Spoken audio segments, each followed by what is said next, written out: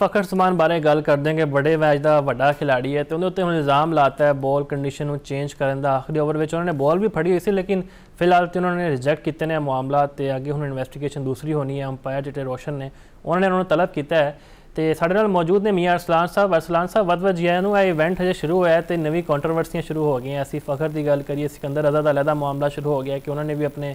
दोस्तों नाल मुलाकात की, सिक्योरिटी प्रोटोकॉल्स उन्होंने जिहड़ा है ना रोन दिता। तो असी जो फ़खर की गल करिए थानू लगता है कि इवें दी हरकत वो कर सकते हैं क्योंकि वो तो हमेशा बड़ी मेहनत करके अगे आए हैं। चैंपियंस ट्रॉफी में जो उन्होंने पाकिस्तान जिताया सी, एशिया कप में उन्होंने परफॉर्मेंसिस ने, वर्ल्ड कप में असी वेखिए। जी बड़ी शुक्रिया मेहरबानी जनाब, तुसें सानू इंदे ते गल करन दा मौका दिता। ते मुफाज में गल यही करांगा कि अगर फ़खर जमान दी उनकी शख्सियत नू देखिए या फिर बीइंग अ क्रिकेटर उन्होंने देखिए और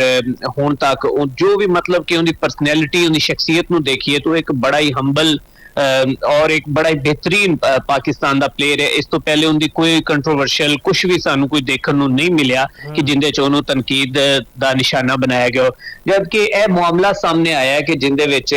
कल एक गेंद नू पकड़ के एक तो हुंदा है कि बाल टेंपरिंग बड़ी वाजिया तरीके नाल हो रही होवे, जिवें कि तुहानू पता है कि शाहिद खान अफरीदी साहब ने ते गेंद नू जिहड़ा है वो बस एप्पल समझ के चबा ही लिया सी। ते अगर गल की जाए उस तरह का तो मामला नहीं होया। वो बाल नू हथ दे पकड़ के उन्होंने मतलब कि अपने नाखून नाल जिहड़ा है वो थोड़ा बहुत उन्होंने मूव कर रहे सी। लेकिन हाली तक इनकी जिहड़ी तहकीकात ने वो इनका फैसला जिहड़ा है वो अगले कोई 24 घंटे दे विच विच जिहड़ा आएगा कि आया कि उन्होंने जुर्माने का सामना करना पैंदा या पाबंदी उन्हां ते लगदी है। लेकिन हाली तक वाजिया गल जिहड़ी है वो सामने नहीं आई कि आया कि उन्होंने जे बाल टैंपरिंग की है या नहीं की। लेकिन अगर फ़खर जमान की गल की जाए तो फ़खर जमान एक बड़े बेहतरीन प्लेयर ने और हुण तक असी उन्होंने कोई भी इस तरह का कोई जिहड़ा मौका कोई नहीं देखा आया कि जिंदे च वो बॉल टैंपरिंग कर रहे हो या इस तरह के कोई मामलात कर रहे हो। अच्छा जैसे सिकंदर की गल करिए थानू पता है उन्होंने कल एक सहाफ़ी ने सवाल किया कि तुसी सिक्योरिटी प्रोटोकॉल्स की क्यों खिलाफ वर्जी कर रहे हो। असी शायकीन नू वेखिए उन्होंने दाखला बंद किया है क्योंकि जिहड़े मशरक़ वस्ता विच हालात चलते पे ने। तो फिर सिकंदर रज़ा ने यह मौकफ इख्तियार किया कि मैनू किसी ने SOPs नहीं दसे थे। तो यह फिर इत्थे जिम्मेदारी PCB की सिक्योरिटी टीम उत्ते भी है कि वो खिलाड़ियों को क्यों नहीं दसदे मामला कि तुसी इस तरह यह रूल्स नू फॉलो करना है। बिल्कुल मुफाज अगर गल की जाए सिकंदर रज़ा ने ते अपना प्रेस कॉन्फ्रेंस दे विच भी आके बकायदा तौर पर उन्हें दस्या है और गल की कि मैनू इहदे बारे बिल्कुल जिहड़ा है वो आइडिया नहीं सी। और दूजी गल है कि अगर ऐसे मामलात हैगे सी सिक्योरिटी दे ते सिकंदर रज़ा एक सीनियर प्लेयर है, एक टीम का वो कैप्टन रहा है और बकायदा वो कैप्टन है भी मौजूदा जिम्बाब्वे की टीम का और फिर पाकिस्तान दे विच उन्हें अपनी जिंदगी गुजारी और तमाम हालात वाकयात को बड़ी अच्छी तरह जड़ा है वो समझता है। लेकिन गल ये है कि भी अगर उन्हें इस तरह की कोई खिलाफ वर्जी की है तो उनके भी इस जड़ा बकायदा इन्वेस्टिगेशन जारी है। लेकिन वो अगर तुसी कह रहे जे कि PCB जड़ा इन्नी बड़ी गलती कर रहा है कि भी उन्होंने पता ही नहीं है या दूसरा PSL की जी मैनेजमेंट उन्होंने आइडिया ही नहीं कि कौन आ रहा है कौन जा रहा है। तो इतने तो फिर गलती इन्हों की भी है ना कि सिर्फ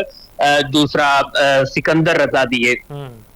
अच्छा अरसलान जी असी गल करिए सिकंदर रज़ा चलो ठीक है तो मामला उनसे हल भी हो जाएगा, मीडिया में नहीं आनी चाहिए इवें चीज़ा। असी हारिस रऊफ की गल करते हैं जिन्होंने टेपिया कहना है सोशल मीडिया उत्ते पाकिस्तान वालों जो भी खेडते हैं इंज लगता है कि पाकिस्तान के खिलाफ खेडते पे हैं। जो सानू उन्होंने जरूरत पई है एशिया कप वर्ल्ड कप उन्होंने सानू हमेशा हरवाया। कल लाहौर कलंदर का सर भी वो लै गए 45 रन 21 गेंदा उत्ते सिर्फ एक विकेट। तो अब्बास अफरीदी ने पहली बॉल उन्होंने फुल टॉस की, दूजी शॉर्ट पिच की तो मैच ही खत्म हो गया। और सर तुसी गल कर रहे जे कुछ लोग इहदे ते भी कह रहे सी कि माशाल्लाह इन्ने ही काबिल और इन्ने ही बेहतरीन प्लेयर हैगे ने कि तुसी हिसाब ला लो कि अगर इत्थे 20 तो 25 भी हुंदा तो ईजीली उन्होंने चेज करवा जाना सी। तो चलो थोड़ी जी प्लंटी ते उन्होंने 5 रन कम होए तो 9 स्कोर रह गए और 9 स्कोर तो बाद जो उन्होंने छिक्का हुंदा ही कैच होया सी तो उदों हारिस रऊफ ने कहा लै जी अज मैं पिछले जेड़े अपने गुनाह ने धो देंगा। लेकिन फिर हारिस रऊफ साहब ते फिर हारिस रऊफ ने क्योंकि ख्वाजा साहब दे तो बड़े क्लोज ने और जिहड़ी इस टाइम साडे हुकूमती ਉਹਦੇ ਦੌਰਾਨ ਨੇ ਉਹਨਾਂ ਨਾਲ ਅੱਛੇ ਉਹਨਾਂ ਦੇ ਤਾਲੁਕਾਤ ਨੇ तो ਉਹ ਤੁਹਾਨੂੰ ਪਤਾ ਹੈ ਕਿ ਉਹਨਾਂ ਨੂੰ ਜਿਹੜੀ ਪ੍ਰੋਟੋਕੋਲ ਜਾਂ लेकिन जैसी गल करी आकिब जावेद दी वो तो बड़ी तारीफा करते सी कि लाहौर कलंदर सी दरियाफ्त इहदे वर्गा बॉलर ही कोई नहीं। फिर बिग बैश विच इन्होंने जो झंडे गाड़े ने तो फिर साडे कोच के उत्ते भी सवालात ने कि क्यों सिचुएशन वाइज इन्होंने नहीं सिखाते। ਸਰ ਆਕਿਬ ਜਵੇਦ ਦੀ ਅਗਰ ਗੱਲ ਕਰੀਏ ਤਾਂ ਆਕਿਬ ਜਵੇਦ ਹੀ ਉਹ ਨੇ ਕਿ ਜਿਨ੍ਹਾਂ ਨੇ ਪਾਕਿਸਤਾਨ ਟੀਮ ਦਾ ਬੇੜਾ ਹੀ ਗਰਕ ਕਰਤਾ ਹੈ ਔਰ ਇਹ ਉਹਨਾਂ ਦੇ ਟੈਲੈਂਟ ਜਿਹੜਾ ਹੈ ਉਹ ਇਜਾਦ ਕੀਤਾ ਹੋਇਆ ਹੈ ਔਰ ਉਹਨਾਂ ਦੀ ਸਿਲੈਕਸ਼ਨ ਤੋਂ ਤੁਸੀਂ ਗੱਲ ਕਰ ਲਓ ਜਾਂ ਉਹਨਾਂ ਦੀ ਸਟ੍ਰੈਟਜੀ ਤੋਂ ਗੱਲ ਕਰ ਲਓ ਤਾਂ ਉਹਨਾਂ ਨੇ ਜੋ ਪਾਕਿਸਤਾਨ ਦੀ ਟੀਮ ਦੇ ਨਾਲ ਹੁਣ ਤੱਕ ਕਰਤਾ ਹੈ ਉਹ ਮੈਂ ਕਹਿੰਦਾ ਤਾਰੀਖ ਦੇ ਵਿੱਚ ਕਿਸੇ ਵੀ ਸਿਲੈਕਟਰ ਨੇ ਕਿਸੇ ਵੀ ਅਹੁਦੇਦਾਰਾਂ ਨੇ ਕਿਸੇ ਜ਼ਿੰਮੇਦਾਰਾਂ ਨੇ ਉਹ ਨਹੀਂ ਕੀਤਾ ਹੋਣਾ ਜੋ ਜਿਹੜਾ ਆਕਿਬ ਜਵੇਦ ਨੇ ਕੀਤਾ ਔਰ ਫਿਰ ਅਗਰ ਉਹਨਾਂ ਦੀ ਪ੍ਰੋਡਕਟ ਹੈ ਤਾਂ ਤੁਸੀਂ ਹਿਸਾਬ ਲਾ ਲਓ ਕਿ ਉਹ ਫਿਰ ਕੀ ਕਰ ਸਕਦੇ ਨੇ ਇਹ ਨਾ ਸਿਰਫ PSL ਦਾ ਇਹ ਮੈਚ ਹਾਰਿਸ ਰਊਫ ਨੇ ਰਵਾਇਆ ਬਲਕਿ ਤੁਸੀਂ ਇੰਡੀਆ ਦੇ ਖਿਲਾਫ ਦੇਖ ਲਓ ਤੁਸੀਂ ਰੀਸੈਂਟ ਜਿਹੜੀ ਚੈਂਪੀਅਨ ਟਰਾਫੀ ਉਹ ਦੇਖ ਲਓ ਤੁਸੀਂ T20 ਦੇਖ ਲਓ T20 ਤੇ ਸ਼ਾਇਦ ਉਹਨੂੰ ਵੈਸੇ ਡ੍ਰੌਪ ਕੀਤਾ ਗਿਆ ਸੀ ਲੇਕਿਨ ਤੁਸੀਂ ਇਸ ਤੋਂ ਪਹਿਲੇ ਜਿੰਨੇ ਵੀ ਇੰਟਰਨੈਸ਼ਨਲ ਨੇ ਇੱਕ ਸਾਡਾ ਪ੍ਰੀਮੀਅਮ ਫਾਸਟ ਬੋਲਰ ਤੇ ਇੱਕ ਹੈ ਇਹਨਾਂ ਦੋਨਾਂ ਨੂੰ ਤੁਹਾਨੂੰ ਯਾਦ ਹੋਵੇ ਕਿ 48 ਸਕੋਰ ਰਹਿੰਦਾ ਸੀ ਉਹ ਹੀ ਇਹਨਾਂ ਨੇ ਪੂਰਾ ਕਰਵਾਤਾ ਸੀ ਠੀਕ ਹੈ ਤੇ ਗੱਲ ਇਹ ਕਿ ਵੀ ਹਾਰਿਸ ਰਊਫ ਸਾਹਿਬ ਜਿਹੜੇ ਨੇ ਉਹ ਸਿਰਫ ਗੇਂਦ ਨੂੰ ਸਿਰਫ ਸਪੀਡ ਨਾਲ ਸੁੱਟਣਾ ਜਾਣਦੇ ਨੇ ਬਾਕੀ ਉਹਨਾਂ ਨੂੰ ਨਹੀਂ ਪਤਾ ਕਿ ਮੈਂ ਗੇਂਦ ਕਿੱਥੇ ਕਰਨੀ ਗੇਂਦ ਦੀ ਵੇਰੀਏਸ਼ਨਸ ਉਹਨੂੰ ਨਹੀਂ ਪਤਾ ਉਹਨੂੰ ਸਿਰਫ ਉਹਨੂੰ ਨਾ ਤੇਜ਼ ਪਿੱਚ ਤੇ